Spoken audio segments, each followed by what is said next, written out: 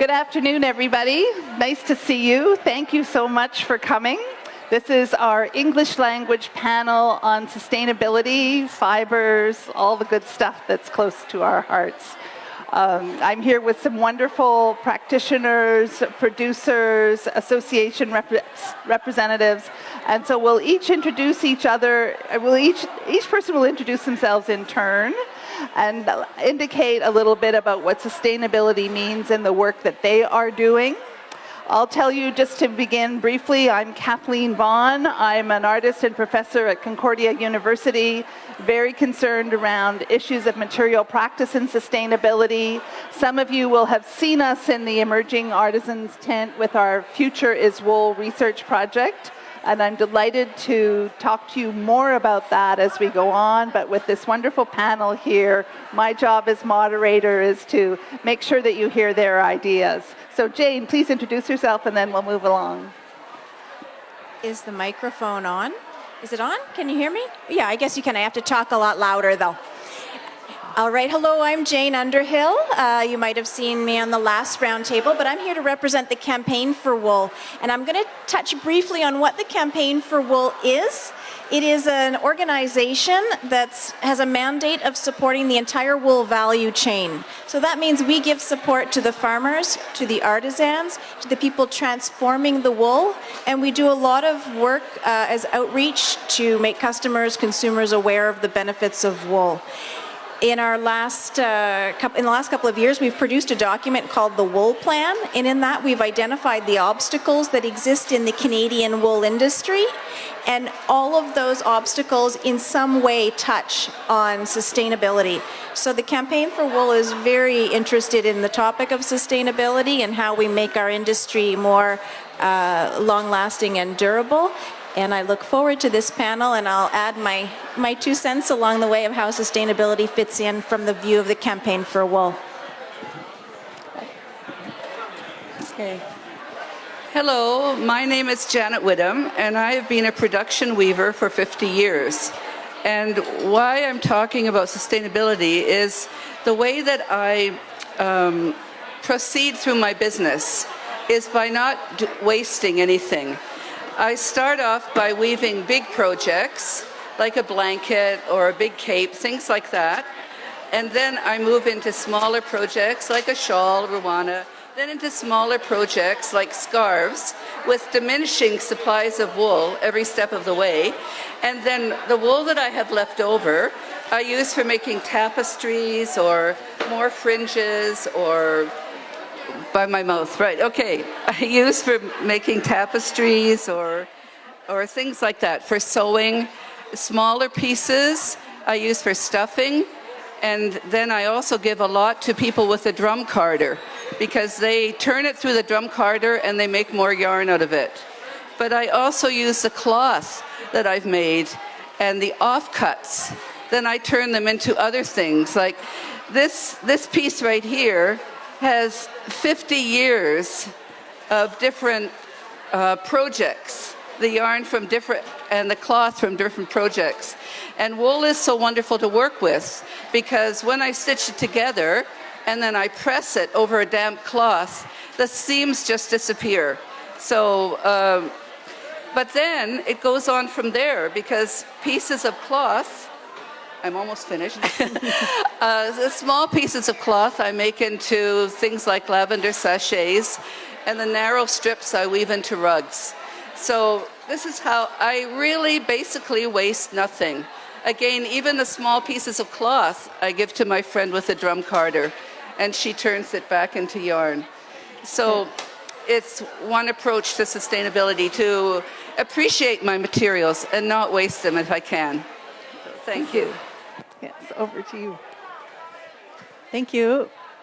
My name is Ginger Howell, and I have a farm called Ferme Sol with a small flock of mixed breed wool sheep. And I've been working on developing a flock that's very hardy in a regenerative grazing system where we're rotating through all the pastures quite rapidly and cycling the nutrients back into the soil. And it's 100% grass-fed production, and I have outstanding quality of wool. And so I have all these great ideals about sustainability that I'm putting into practice in my farming practices. And now the sustainability factor that's important to address is for the farmer, actually, for the is it sustainable for the farmer? And it's really, I'm really getting a chance to see how much we have disseminated or taken apart our systems that would usually support the farmer. Simple things like being able to get parts for your tractor or food for your inputs for your animal without them being 3 hours away, or paying a lot in shipping, or having a mill anywhere in the vicinity. All the things that could be in place that really make something sustainable as a system are pretty much non-existent. We do have some lucky pockets of places where I was speaking with the lovely lady at Wing and a Prayer Farm this morning. She has 3 mills within an hour of her, and she's been actually, I really looked up to her work for a long time, and it's very interesting to see what can be done when supporting systems are actually in place for it to be sustainable for the farmer. So that's a big issue that I've been living these days. Thank you. My name is Christopher Walker, and I'm the founder of CabinBoy Knits. And CabinBoy Knits really dyes yarn naturally using natural botanicals. And when I think about sustainability and the practices that we use, I really think about what is the least impact I can do to the environment. And so when I look at sustainable practices and incorporating it into my work, I start at the very beginning. You know, what pots and pans am I using to make my dye pots? And I'll go to and recycle. I'll go to stores and just buy used pots. And it's interesting because when you're dyeing, the pot really can have an impact on the color of your yarn. So that's definitely a positive.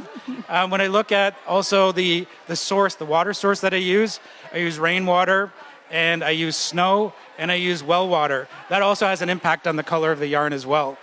And then when we look at the botanicals that I use, I try to use as many as possible.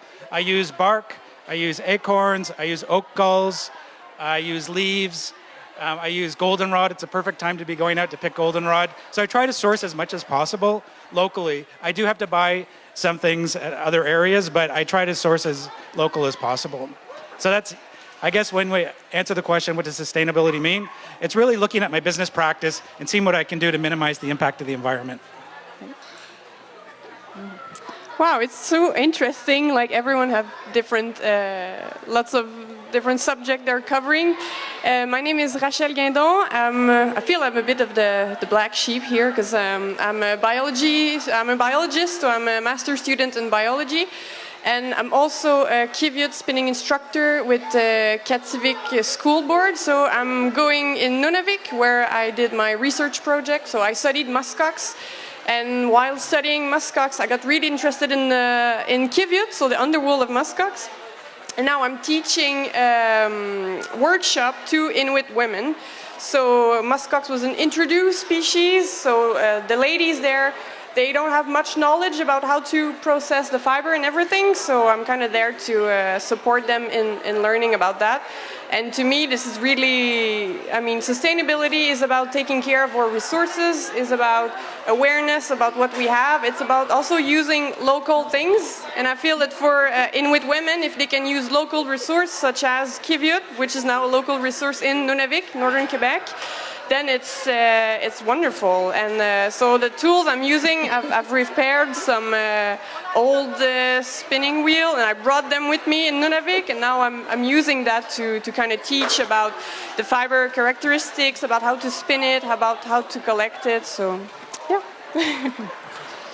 Thank you very much, everyone. You can hear there's a range of approaches and practices.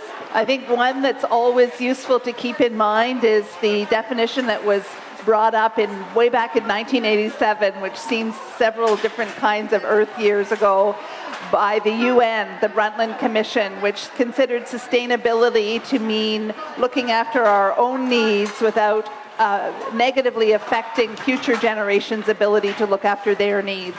And it certainly sounds like everybody here has got that as an underpinning as well. Just to let you know that we have together developed a series of questions around these issues to try and tease apart some of them for you and to show the different approaches that people have in more detail. So we'll go through these questions in the next 40 minutes or so. Not everybody will necessarily wish to answer everything, but there will be exciting discussion on each of them, I know.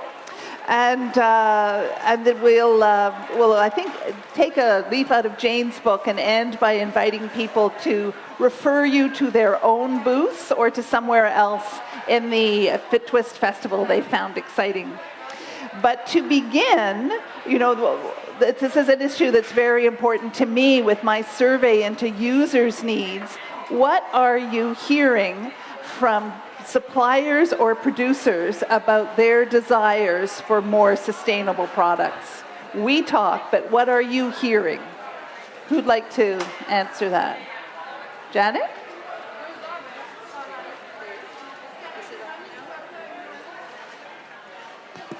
Sorry, that's good.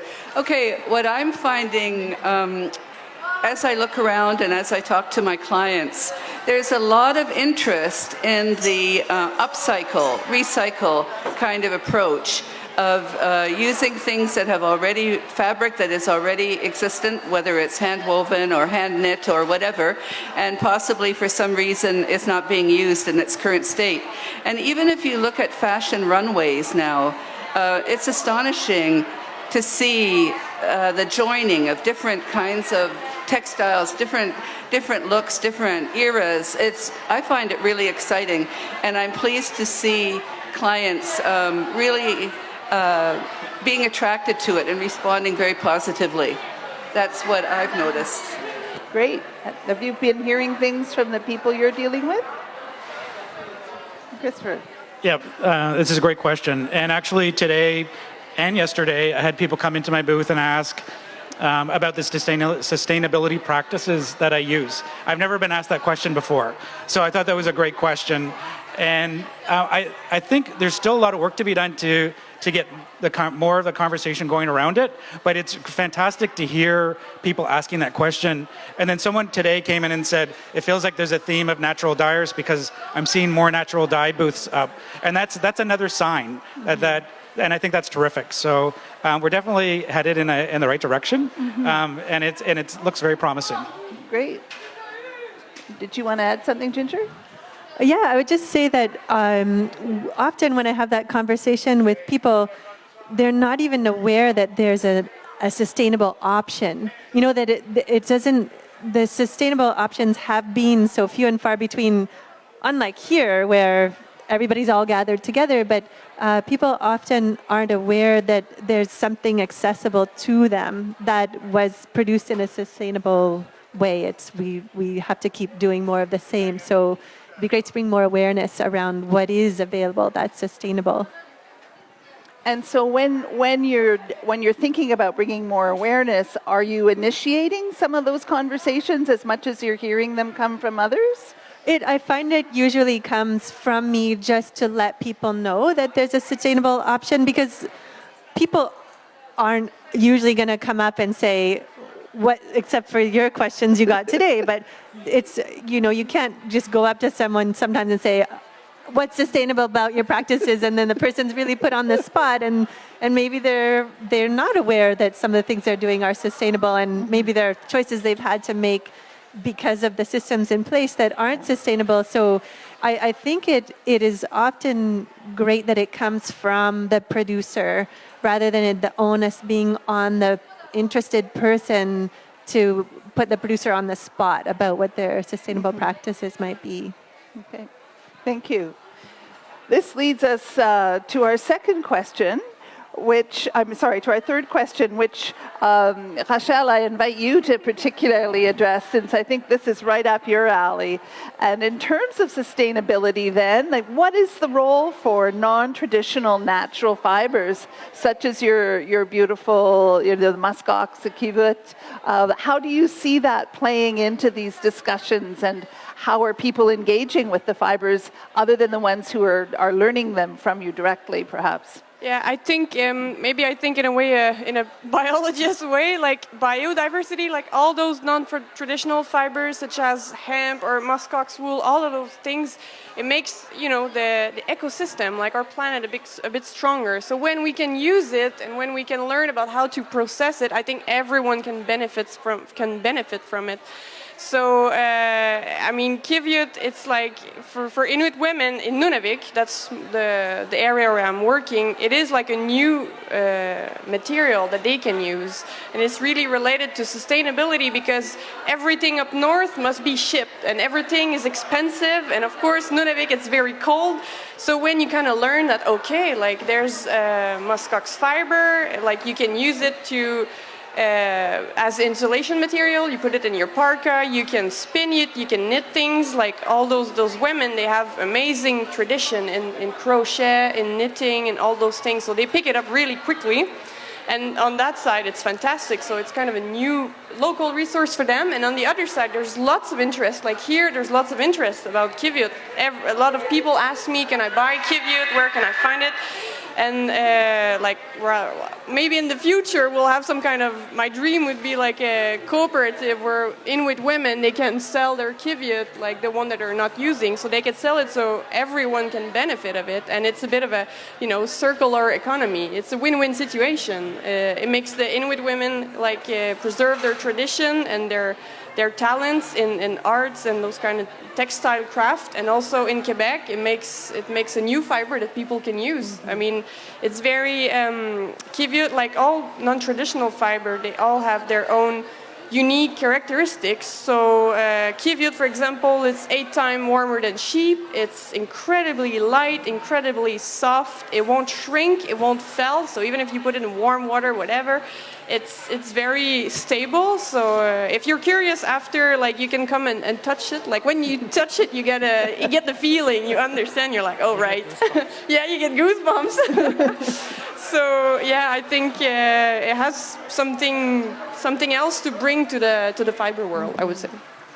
And just to be clear, because I'm not sure that everyone knows, and I want to make sure I'm correct. So the muskox fiber was not being used previously. Yeah. So this is a new engagement with the fiber, because the muskox would have been raised for meat. Yeah, well, in Nunavik it's a bit of a special situation, so I can explain it a bit. Like a muskox is an Arctic animal, so it looks a bit like a bison, lots of hair.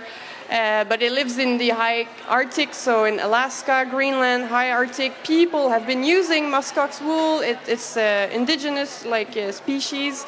But in Nunavik, it's a kind of very interesting situation, because the Quebec government in the 60s brought 15 muskox to Kuujjuaq, and the idea was to set up a kievit farm. So they brought the muskox. Already 50 years ago, they knew that kievit was valuable and interesting.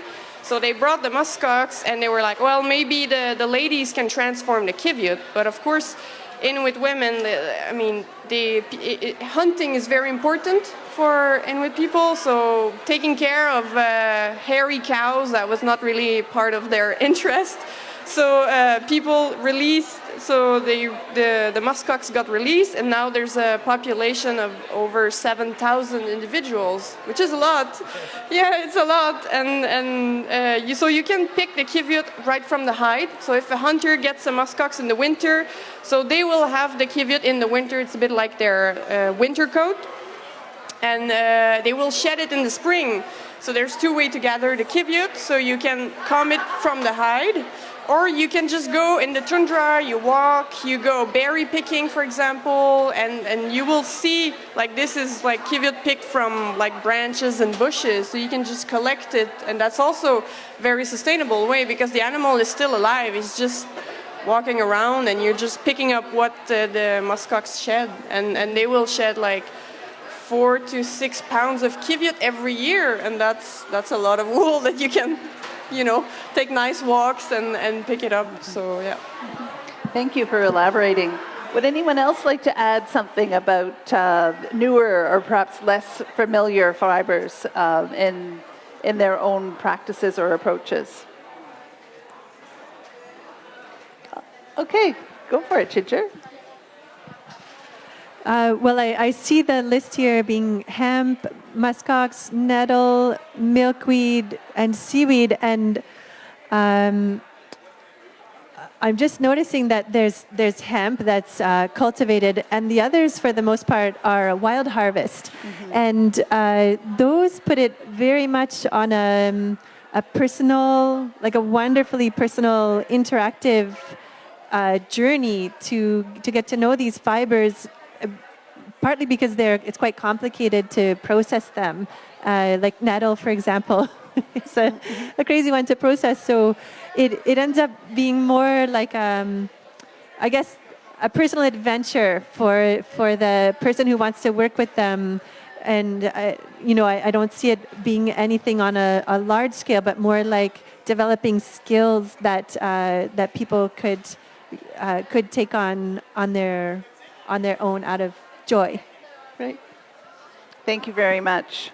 So let's move on then and consider the issue of traceability, being able to trace back through this to various degrees along the supply chain, along the value chain, the materials that producers create or that consumers buy and use. So the question is, how can producers help consumers to know more about the source of their fiber? So traceability, carbon neutral farming, other issues around the sourcing of materials and how that's linked to sustainability. Christopher, you look like you've got a gleam in your eye. Yeah, I do, because this is a big topic for me. I think part of the mandate at CabinBoy Knits is really to provide education around breeds of sheep, and so that's paramount. And when I first got into this world of natural dyeing and selling yarn, I made an assumption that a lot of people knew a lot about wool, and boy was I wrong. Like a lot of and then I just was reflecting on myself when I went into a yarn shop the first time. I didn't know a lot about yarn. I just knew I knew what colors I liked, and I just wanted to do the Charmin test it, and is it nice and soft? But there's so much more to it than that, and so I think I take it upon myself and others to really provide education around it, because without talking about where the wool comes from, and without talking about there's more than just merino sheep out there, we're not going to develop an appreciation for it. So I think education is paramount, and I think people like us can play a role in educating people. Mm-hmm. And yeah, absolutely, Jane, please. So one of the things that I've noticed throughout the value chain of wool is that, we can do blockchain, we can do barcodes, we can do that sort of scientific traceability, but what resonates most with the customer is the story.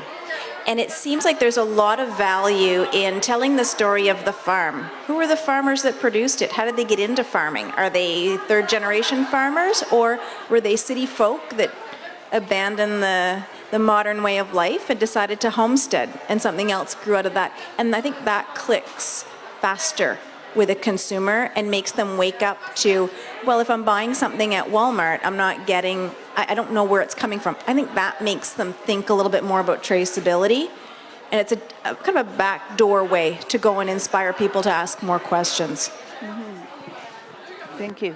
Yeah, please, Ginger.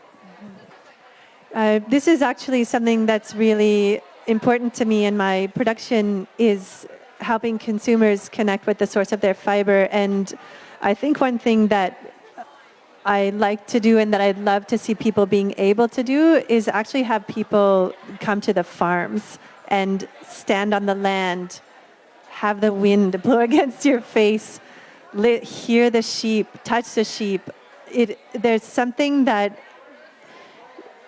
the story, that sometimes that's not possible, and we have to tell the story.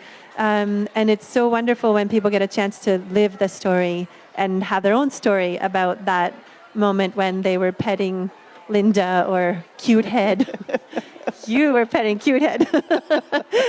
My son named her Cute Head when he was 5 years old, and anyway, it just beyond the sustainability practices, beyond the traceability, it's that human connection where we get to actually have a lived experience of what the earth has provided for us. That I find that's so important that we get to reconnect with that. So there is a big onus on the producer to reach out and try to invite people to the farm, and that's a whole other thing when the farmer's busy, but it helps having a community involved that can help bring the people to the farms as well. But I would just encourage people to look for that chance to get their feet on that ground and get your hands into the wool on the sheep's back, or maybe not the muskox, but the milkweed or the nettle. Get your hands in that nettle. No, not in the nettle. But to get a chance to have a first-hand experience of the fiber when it's in its lived environment, and then to relate to it in your daily use is just incredible. So I see that as a role that farmers and producers can play to connect people with the products. I also see that as a role that educators like myself teaching at Concordia University, or parents, or interested people can play in terms of our lives generally. Where does our stuff come from? In terms of teaching in fine arts, where does the material come from that we use? Not simply textiles, which is in some way more traceable than many of the other art materials that come.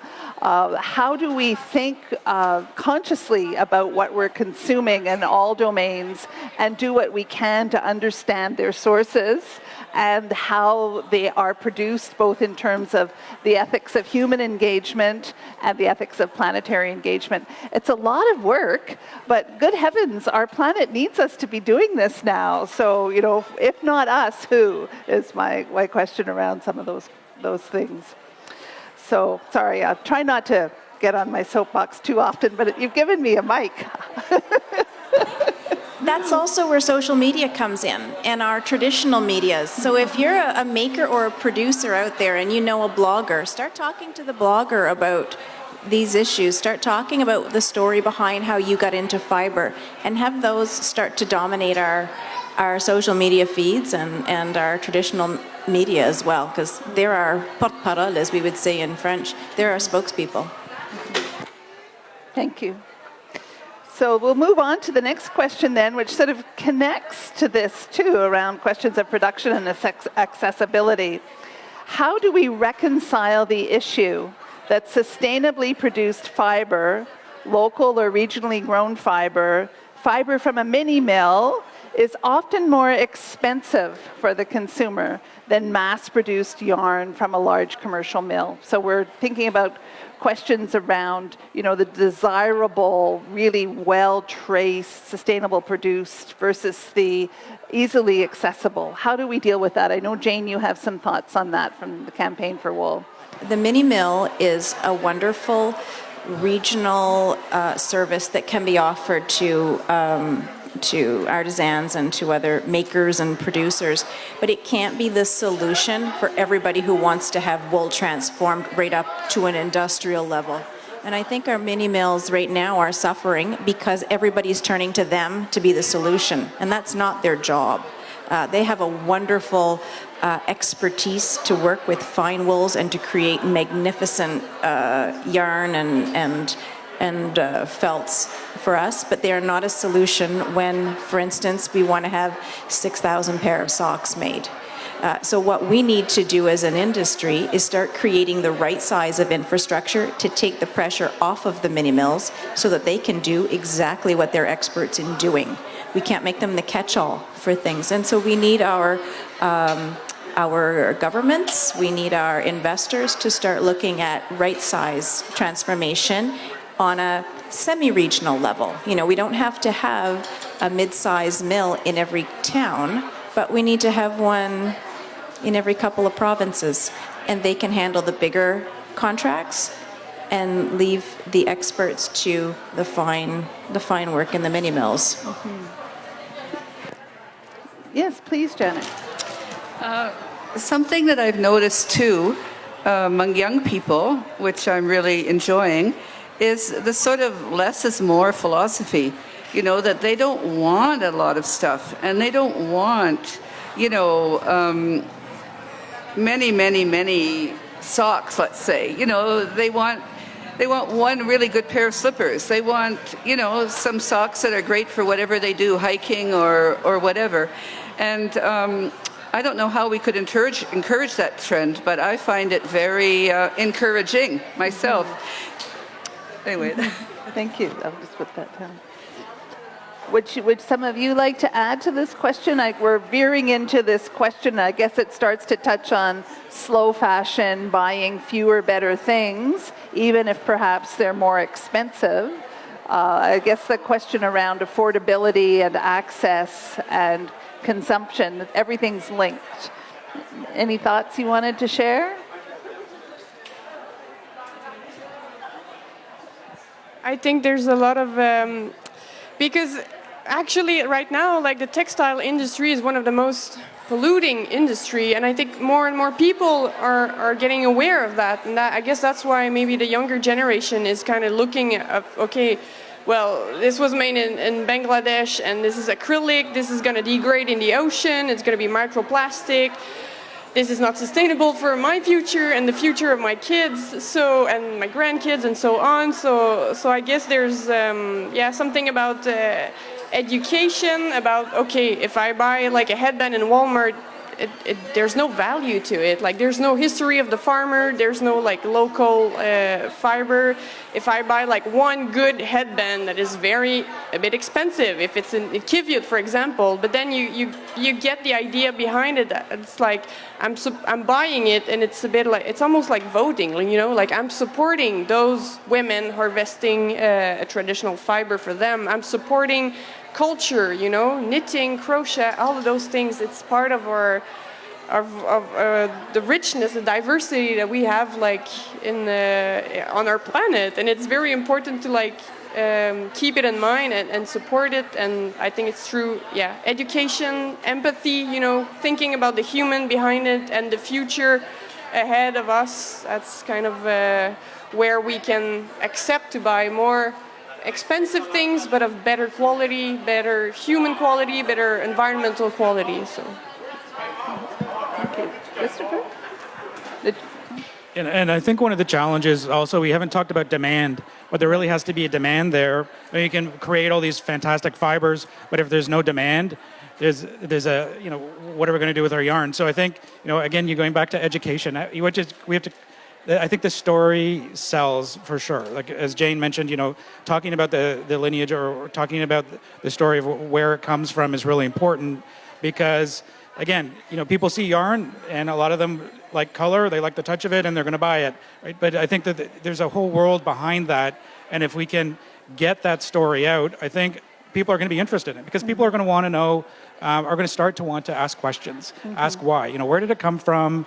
And how was it dyed? And so I think that those, again, we have to, one of the key elements here is education, and I think it's important to get the message out to start creating a greater demand for the fiber. And in terms of that, I mean, I know you have a YouTube channel, so there are ways that you're using social media to educate. I'm sure all of us are doing one thing or another, and there might be options that some of our audience members here could pick up on as well. Did you want to say something, Ginger? Oh, I was actually waving to my friend, but yes, I do. Okay.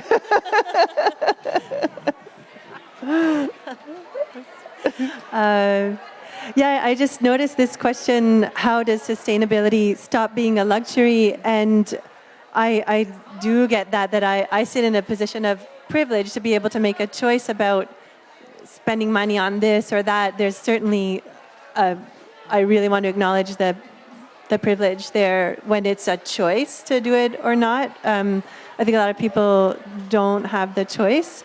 And it seems like at this point, it's the people who do have the choice to support it. Just supporting it means it's going to be more accessible. I hope. That's my hope. But the question, does sustainability stop? How does sustainability stop being a luxury? The flip of that is we actually need to see sustainability as a necessity. Mm-hmm. We have to shift. We have to start shifting to that. And what does it cost? What does sustainability cost? And where are we choosing to? Basically, we vote with our money. What are we voting for? Sustainability or exploitation? That's the bottom line, I think. Yes, please, Janet. I've also noticed that where I live, there's a very strong, which is in Ontario, a very strong movement to shop local. And that has been very touching, and it's surprising, and it's been very helpful for me too. And part of the issue is, I think, supply chain issues, but also that with people, I think, are turning back to their area. Travel also is so awkward and uncomfortable and difficult now that, buy local, support local is, another trend I'm seeing. Mm-hmm. And one of the things that occurs to me as well is sometimes when we're buying sort of small batches with traceable goods that we can actually follow through the supply chain, the costs are more obvious all along the way versus things that come from offshore through practices that might not necessarily be ethical in terms of either environmental or labor issues. The ultimate costs to humans and the planet are concealed in those. And so the monetary cost might appear lower, but the actual cost is higher, although not necessarily paid out of your person's wallet when they're buying their lovely, royal blue to touch and make with. So I think that's something I think about as well, is what do we know about what things cost and what can we not know, and getting back to those traceability questions. Yeah. So I wanted to just add to that it's occurred to me that we are usually, when something costs a lot, then we see it, a few months later, 50% off, and you think, oh, I was going to be exploited as the consumer. If they can reduce it that much, who's getting exploited here? Somebody who made it, and now me as the consumer. And it's great to, as you're saying, to be able to trace the supply chain and realize, no one's being exploited here. I would like to contribute to this where no one's being exploited. So it's great to have that opportunity to trace the supply chain so the consumer can feel confident that they're not the one being exploited. Yes. Yeah, go ahead, Jane. I've been inspired. So one of the things we noticed at the Campaign for Wool in doing the carpet plan, where we did a study on whether or not it was feasible to create a Canadian-made 100% pure wool rug. And doing that study, I realized that the distribution model of a traditional broadloom carpet, the distributor gets an automatic 30% profit. But the person producing the fiber gets nothing. They lose on it. So one of the things that we proposed at the Campaign for Wool is kind of a social enterprise model in all of our value chain work. So we reinvent how the distribution of the product works, and we redistribute that automatic 30% profit all the way back to the farm, so that everybody is benefiting and everybody's paying along the value chain. So looking at moving away from the traditional way that products are sold and making sure that there's fair distribution across the chain to everybody who touches the fiber, instead of just one organization at the end that makes the most profit. And so how do you get people to do that?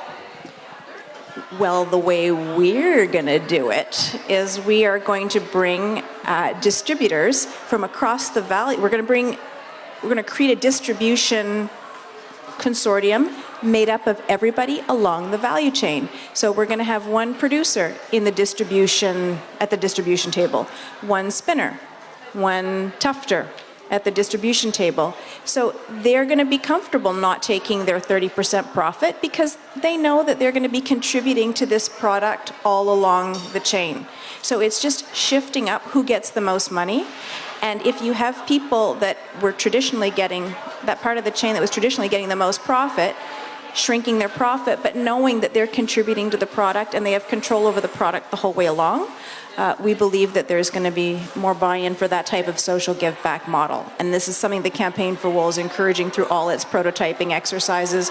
We're doing the same thing with upholstery coming up this fall, testing how upholstery can be made with 100% Canadian wool and reinventing that distribution model at the end so that it's fair for everyone, especially the farmer. Okay, thank you. And so that builds us towards another question, just about our final question, which is, if there was a change that you could make in the system, in the world, or a wish that you would have for the future so that fiber becomes more sustainable as well as more affordable, what would it be? How would you want to propose a change for the better? Okay. One of my dreams for this region of the country is that we create a closed loop distribution, manufacturing distribution center in this area of the country, so that for all of North America, natural fiber wool can come into this region. It can be washed, it can be dyed, it can be spun, it can be transformed, and it can be shipped out, all within a really closed loop. The same thing exists in other countries. In England, all of your products can be manufactured within 20 kilometers. And that makes a big difference when we think of having to truck things all across Canada or down to the US for washing or over to England for washing. I think if we can create 2 regions like this in Canada or 3 regions where within, let's say, a 50-kilometer loop, we can go through all of the processes to make a natural fiber product, I think that would be dynamite, and that would take the pressure off of the mini mills who are going to do the fine work, like for the yarns that Chris is producing or that Ginger's sheep are going to produce. Thank you. Janet, did you want to add to your question around buying local, supporting local? Yes, exactly, and also buy less. Yeah. Buy less, but buy something good. You know, it's that fast fashion is so dangerous, really. Mm-hmm. Dangerous for the health of the entire planet, you know, as well as accruing so much waste and exploiting so many workers. I mean, it just doesn't work on any level.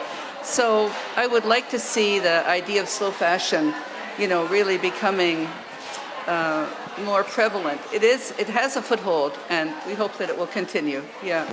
Well, I love hearing about your 50-year jacket. You know, it's wonderful to think about the wool that has had that story and that life existing so beautifully and with such vitality here. So keep telling those stories too. Ginger, what about you? Yes. So the question, a change I'd make in the system is, what I have experienced is that there is no system. That there were systems in place that worked at the time, and then they just kind of got scattered, they got offshored, and we lost all of our local systems that could make that happen. And the first person I met when I arrived here today was Christopher, and I said, "You're doing what? That's amazing!"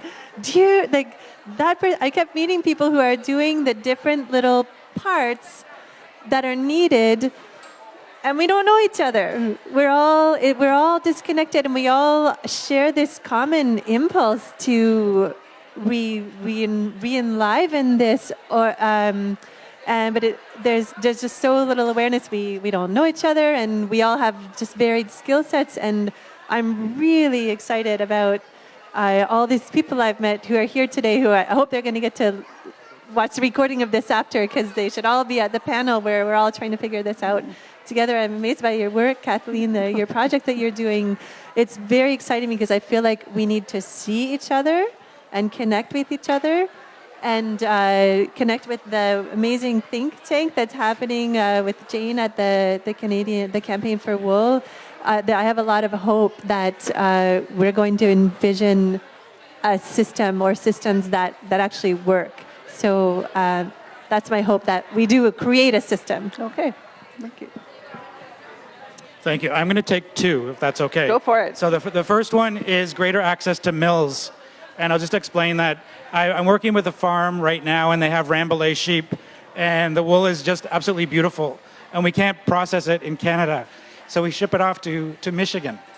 So it'd be great to be able to process that here in Canada.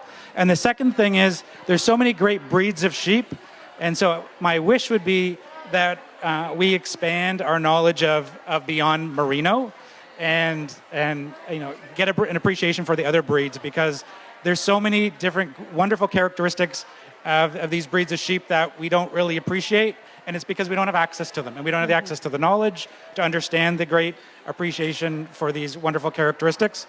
So that would be on my wish list. Mm-hmm. Thank you. I guess my wish, I don't know, I wish that everyone here, like at the Twist Festival, that bought something from an artisan that made it, I wish everyone becomes ambassadors. Everyone gets as a role, okay, I'm going to educate the people around me. I'm going to educate my friends. I'm going to be proud of what I'm wearing. I'm going to be talking about it. I'm going to be, happy about it. And I think when you do that, other people get okay, wow, that's so cool. You bought a sweater, or you made a sweater with Canadian wool. That's amazing. I think, if we get the using social media and all those kind of different possibilities, being our own ambassador of sustainability, that's something amazing. I think it's going to be a big, beautiful, positive loop, and then at some point, people will be really aware of the textile and the fiber industry, and how important it is to maintain local knowledge and local fiber as well. Mm-hmm. Thank you. I think all of us who are able to be here now, thanks to the pandemic receding somewhat, really appreciate the opportunity to be together and to learn from each other, to see and touch each other's materials, to have accidental conversations about what fabulous thing you happen to be knitting, or what color you've produced and how, and where you found those Icelandic sheep that you've been lusting after, that type of thing. So I really am grateful to the Twist Festival for bringing us all together and giving us the opportunity to raise these questions, since they really are important to all of us and to the future of our planet. So I'd like to say thank you so much to our committed, energetic, and cordial panelists here, and I invite you to speak with them and visit their booths through the rest of the Twist Festival, which of course continues through tomorrow. I'm going to plug my own project, The Future is Wool, which is a Concordia research project inviting you to give your opinions about the value of making and what it does to your own sense of your well-being, but also what it contributes to your hopes for planetary well-being. Are you making more sustainable, as you define that, choices given this particular moment? You can do it online, you can do it on paper, and you can come and talk to us, and I will talk to you, don't worry. But thank you so much, everybody, and continue to enjoy Twist. Nice to see you here.